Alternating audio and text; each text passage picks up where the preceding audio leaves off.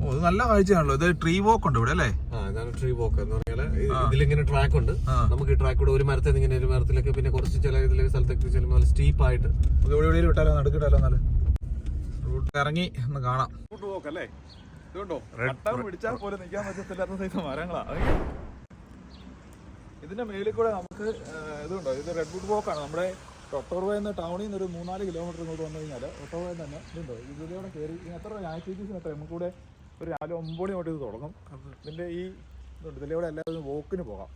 അത് ഫസ്റ്റ് നമ്മൾ ഈ ക്യാബിന് ഇതുവഴി മണ്ടകൾക്ക് ഇത് നൈറ്റില്, അതായത് നീ ഇവിടുന്ന് ഒരു ടിക്കറ്റ് എടുക്കുകയാണെങ്കിൽ നിനക്ക് മോർണിംഗിലും ഈവനിങ്ങിലും പാസ് ഉണ്ടാവും. ഈവനിങ്ങിൽ വരുവാണെങ്കിൽ ഇത് ലൈറ്റ് ഫുള്ള് വിരുതിടും. ഈ ലൈറ്റ് വഴി ഇട്ടിട്ട് നമുക്ക് ഈ ലാൻഡൻ മൊത്തം ഇത് ഓണാക്കും. എന്നിട്ട് ഇതിൻ്റെ അകത്തൂടെ ഫുള്ളങ്ങ് നടക്കാം. ആക്ച്വലി ഈ മരം നല്ല നശിച്ചു പോകുന്ന സാധനമല്ലോ, നമ്മുടെ ഈട്ടി പോണക്ക് തന്നെ. അങ്ങനെ പ്രശ്നമൊന്നും പിടിക്കുന്ന സാധനമല്ലെന്നോ അല്ലേ? അല്ല,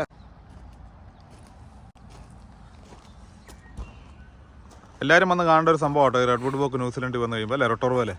നോർത്ത് ഐലൻഡില് നല്ലൊരു സംഭവം അല്ലേ? ഡിഫറെന്റ് എക്സ്പീരിയൻസ് ആയിരിക്കും. കാരണം പ്രത്യേകിച്ച് ഇതിപ്പോ ഇതിനേക്കാളും കുറച്ചും കൂടെ മോർ അട്രാക്റ്റീവ് എപ്പോഴാന്ന് വെച്ച് കഴിഞ്ഞാൽ ഈവനിങ്ങിൽ അല്ലെങ്കിൽ സമ്മർ ടൈമില് ഈ കുറെ ലാൻഡൻസ് ഉണ്ട്. ഈ ലാൻഡൻസ് നോക്കിയിട്ടുണ്ട്. ഇത് മൊത്തം ലാൻഡൻസ് മൊത്തം ലൈറ്റ് ഓപ്പൺ ആക്കിയിട്ട് കഴിയുമ്പോൾ നല്ല അടിപൊളിയായിരിക്കും അല്ലേ? നൈറ്റിൽ നല്ല രസമാണ്. ലാൻഡൻ അതുകൊണ്ടാ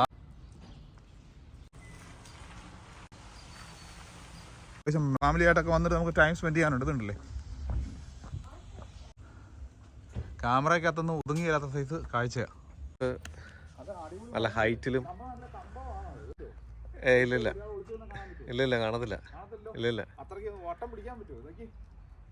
ചേട്ടന്മാരെ വിളിച്ചു കഴിഞ്ഞാല് പാർക്ക് ചെയ്തിട്ട് നമ്മുടെ റെൻസിന് അച്ഛനാണ് വണ്ടി ഓടിക്കുന്നത്. ഞങ്ങൾ നേരെ അടുത്ത സ്വീകരണ സ്ഥലമായ ജിയോ തെർമൽ ആക്ടിവിറ്റി നടക്കുന്ന സ്ഥലത്തേക്ക് പോവാണ്. അതുകൊണ്ടോ ഇവിടുത്തെ